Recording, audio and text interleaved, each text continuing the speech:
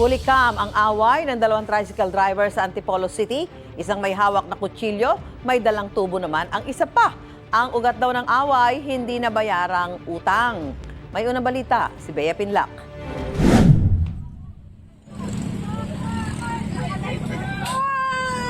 Tila eksena sa pelikula ang away ng dalawang tricycle driver na yan sa Provincial Road sa Barangay San Jose, Antipolo, Rizal kahapon.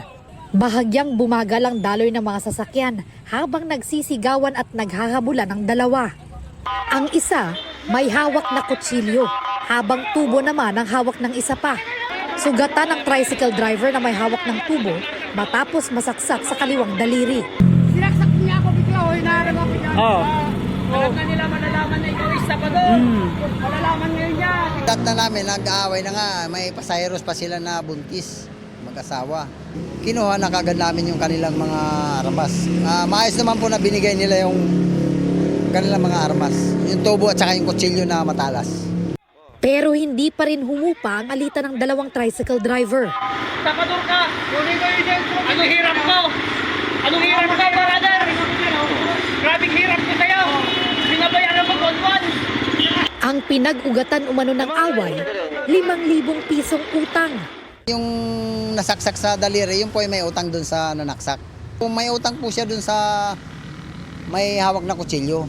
Itong suspect ay allegedly binayaran itong biktima ng paunang bayad o down payment sa binibili niyang tricycle.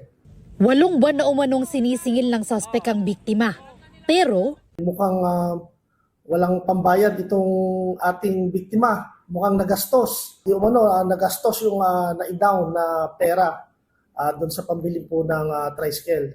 Kaya itong ating suspect ay nagkaroon ng galit dito sa ating biktima. naaresto ang tricycle driver na nanaksak. Sinampahan siya ng reklamong attempted homicide. Talagang may utang po sa akin. Yun lang po. Para sa boundary hulog po na motor, tricycle po. Ay okay na po yun, ma'am. Nag-commit na po. Sinusubukan pa naming makuhanan ng panig ang biktima. Patuloy pa ang investigasyon ng pulisya sa insidente. Ito ang unang balita. Bea Pinlac para sa GMA Integrated News. Gusto mo bang mauna sa mga balita? Mag-subscribe na sa GMA Integrated News sa YouTube at tumutok sa unang balita.